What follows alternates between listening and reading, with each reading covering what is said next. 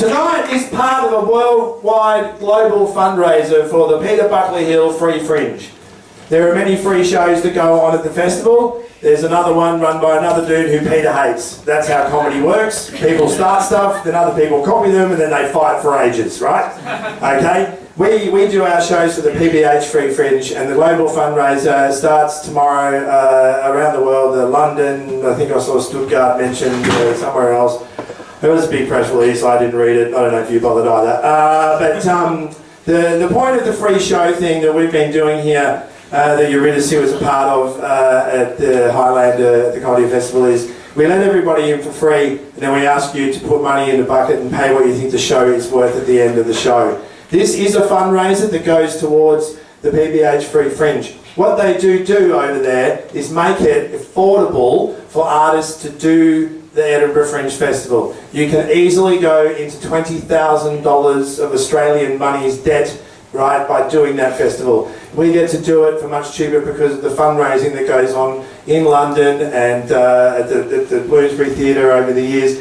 It helps to pay for a little book that puts all the shows in there. Okay, this bucket will be at the door. I'm going to mention that a couple more times as we go along. But I just thought I'd get in early and, get your money ready and stuff like that. We'll take credit cards, we won't give them back. That's how we roll, man. The Blaze has got one of those flicking machines. We just go off and buy a bunch of Bitcoin. So, it's all good. It's all honest and everything. But that money will go straight back to the organisation. It'll go in this bucket at the end of the show. But ladies and gentlemen, we're going to keep the show rolling on. Can you please put your hands together? Come on, make some noise. My friend Sofie Prince, coming there with us this year.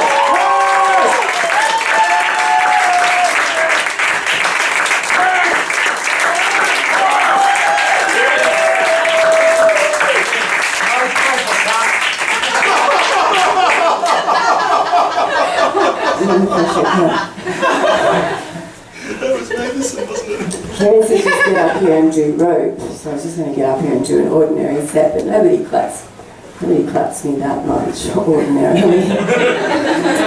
As you're getting on, you got to prove yourself first. What did you say? Anyway, this week, what have I learnt this week?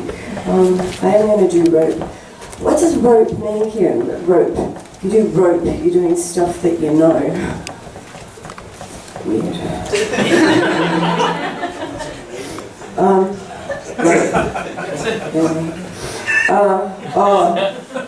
What I've learnt this week. This wasn't part of my set, but it's on the page next to my set. What I've learnt this week.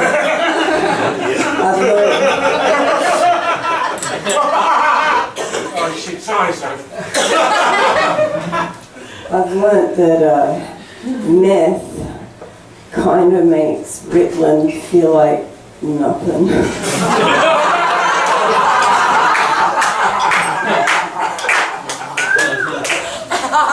Sit up a bit. Anyway, okay, I'll just demolish it now. Yeah, it's good to see you all here, I didn't have to work very hard at all for this audience, at all.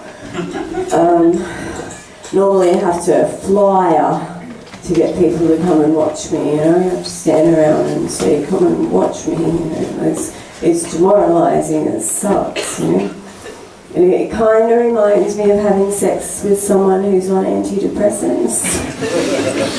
And then I say, please come. And they say, I'd love to, I just can't.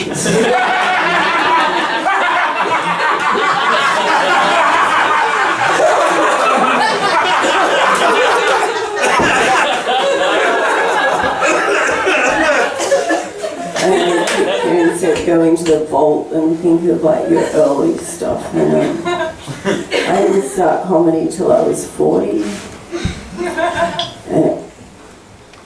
And everywhere I went, there were these like flashing speed limit signs going 40, 40, 40. Yeah, I've gotten a lot better jokes since then.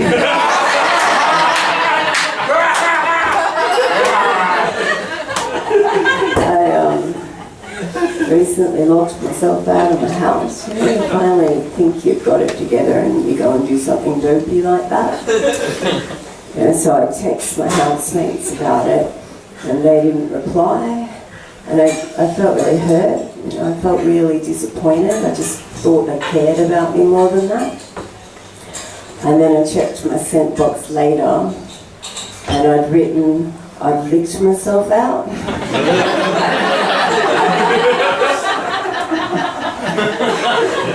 And no response is the correct response. Yeah, what could they say? Good on you.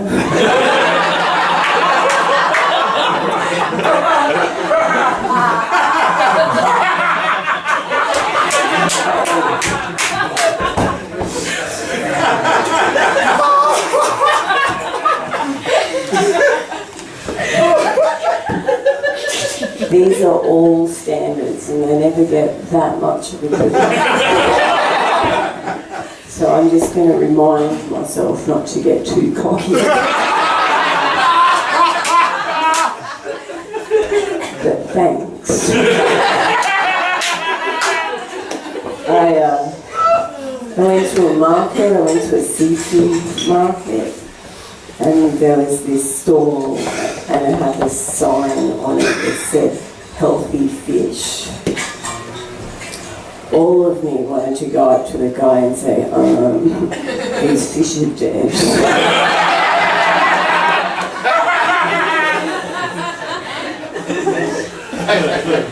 I did actually at this really weird Bendigo fundraiser, and I didn't know what the fundraiser was for before I got there. And then it turned out the fundraiser was to get this like critically ill kid to come to Melbourne. So I'm going through my set list going, what's the least offensive material I've got? And I'm going, oh yeah, that dead fish one, that's all right. And then when I was telling it, the words are spilling out of my mouth.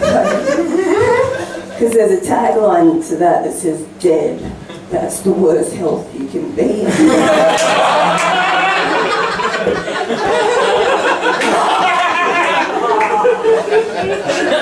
I felt like such a cunt. Anyway, I'll just do, I've only got one joke left in time, don't I? Yeah, so, I'll end on this one.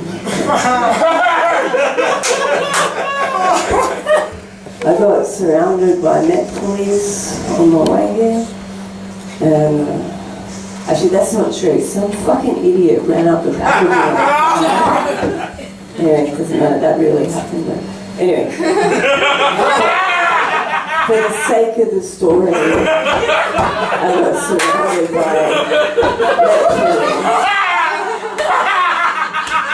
and they said, show us your Mikey.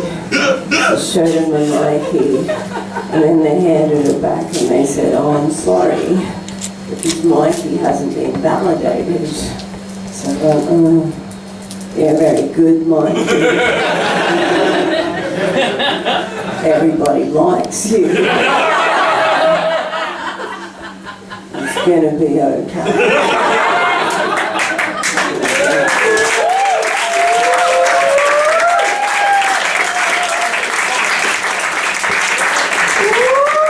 Ladies and gentlemen, make some fucking noise, it's gonna be Bruce! My friend in Edinburgh said that she's seen them all for 20 years in Edinburgh, she said, best feminist comic she's ever fucking seen. One more time,